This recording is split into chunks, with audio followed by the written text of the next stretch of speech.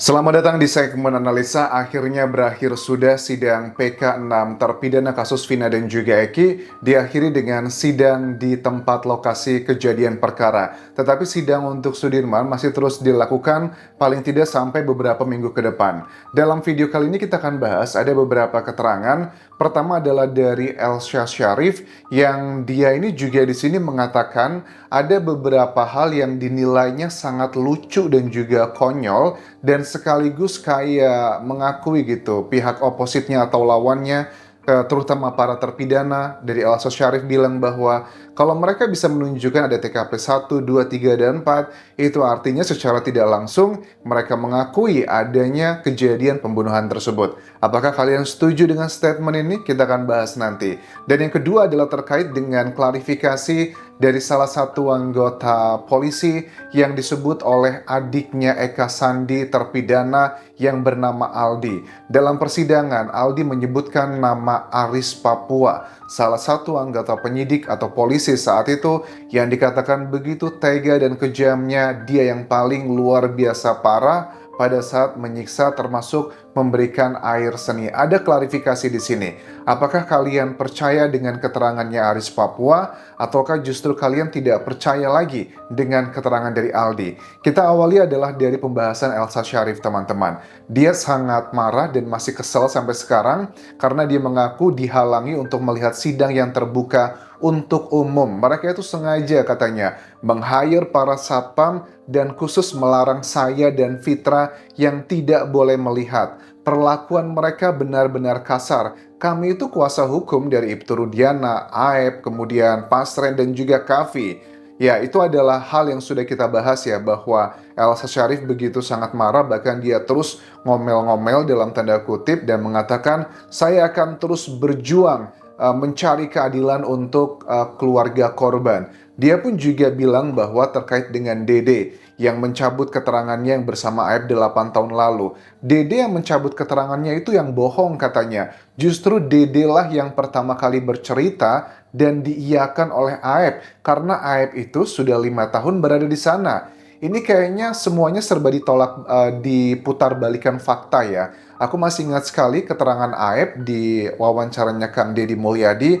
Aib kan bilang begini bahwa si Dede itu justru sebenarnya nggak tahu apa-apa gitu. Karena waktu ada kejadian tersebut, Dede itu sedang beli rokok dan saya itu lagi nunggu di luar. Jadi Dede itu nggak begitu ngerti secara detail, saya yang tahu paling detail.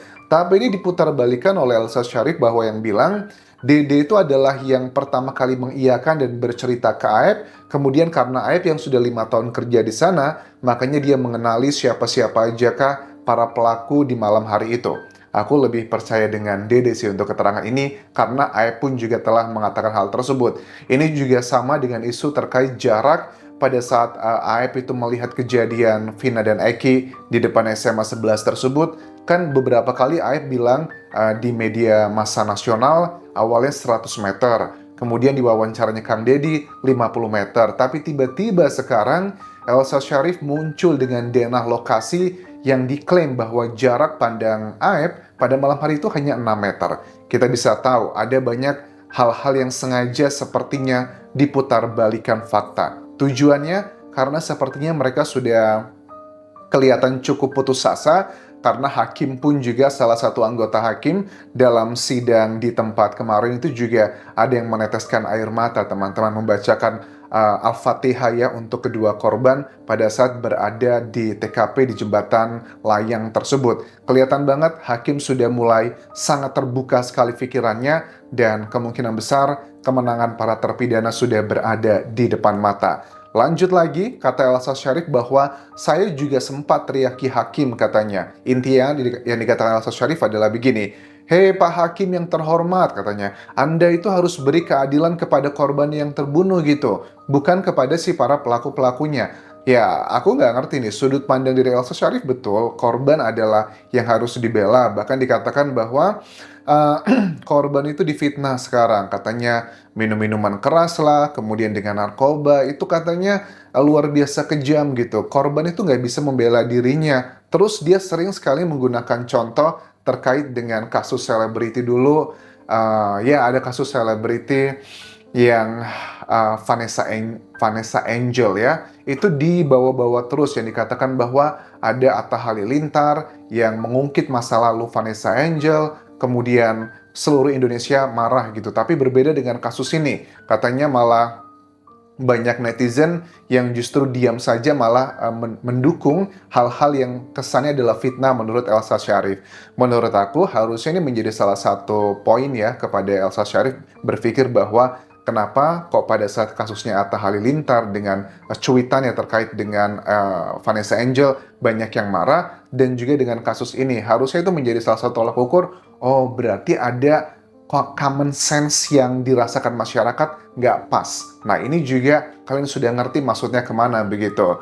Waktu kejadian terjadi peristiwa begituannya ya, dihabisi kemudian dibegitukan. Ini adalah isu yang terkait kenapa tidak ada tanah liat atau tanah yang menempel di baju Vina dan juga Eki. Alasannya adalah karena waktu proses terjadinya begitu, itu belum hujan, makanya nggak ada tanah yang nempel di baju kedua korban. Hujannya itu baru saat dipindahkan ke TKP Jembatan Talun. Ini juga sangat bertolak belakang dengan banyak saksi yang berada di TKP yang rata-rata mereka mengatakan bahwa di hari itu memang sedang hujan deras yang katanya sejak maghrib. Hujannya itu luar biasa, tapi baru reda itu menjelang jam 9-an malam. Kan artinya beceknya itu sudah dari lama, tapi Elsa Syarif mengatakan hujannya itu baru pada saat Vina dan Eki itu dipindahkan ke area di jalan raya tersebut. Ini mulai banyak yang diputarbalikan seperti indikasi bahwa tim dari Ibtu Rudiana ini sudah kehabisan akal, apalagi pada saat hakim dalam kunjungannya dalam sidang di tempat itu kelihatan banget beliau-beliau memang sangat tersentuh dan mulai sangat nyata bahwa banyak yang tidak masuk akal apa yang berada hasil putusan 8 tahun lalu gitu. Terus saya akan berjuang keras melawan kekejian mereka. Saya sudah siapkan, saya beri waktu 3 kali 24 jam untuk para saksi, kalau tidak saya akan somasi. Maksudnya adalah misalnya dengan saksi-saksi yang mengatakan yang bilang Rudiana mencairkan asuransi kecelakaan, isu tentang minum-minuman keras, narkoba, kemudian juga standing motor, yang ngomongin juga tentang Aris Papua, yang memberikan minum air seni, yang memberikan katanya tembakan peluru karet, dan lain-lain. Saya kasih 3 kali 24 jam, kalau kalian tidak mencabut keterangan kalian, memberikan klarifikasi, kami akan somasi kalian. Itu adalah ancaman dari Elsa Syarif. Sementara itu terkait dengan Aris Papua ini juga sama. Aris Papua kan sudah berhasil diwawancarai dan memberikan klarifikasi. Di wawancara ini Aris Papua juga bilang bahwa saya memang sudah dihubungi oleh pengacara timnya Elsa Syarif yang katanya bilang bahwa mau memberikan bantuan hukum untuk memberikan kayak menuntutlah mereka yang telah mencemarkan nama baiknya. Tapi Aris Papua bilang bahwa saya belum mengiyakan karena saya menunggu arahan dari atasan. Itu adalah jawaban Aris Papua. Nah, di sini Aris Papua memang dituduh oleh adik dari terpidana Eka Sandi Aldi yang mengatakan bahwa dia adalah salah satu polisi saat itu yang luar biasa parah banget.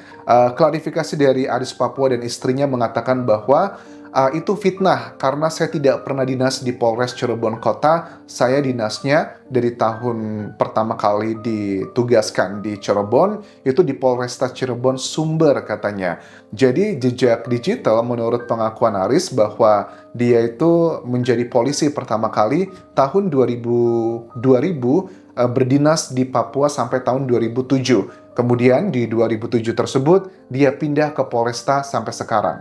Apakah kalian percaya dengan statement ini? Coba dicek misalnya kalau Aris Papua memang mau menunjukkan kartu dinasnya tahun berapa sampai tahun berapa, ada data-data yang sifatnya bisa data written form gitu atau data keanggotaan, kayaknya itu akan jauh lebih meyakinkan ya kalau hanya sekedar kata-kata. Tapi it's okay, kita harus dengarkan dari kedua belah pihak.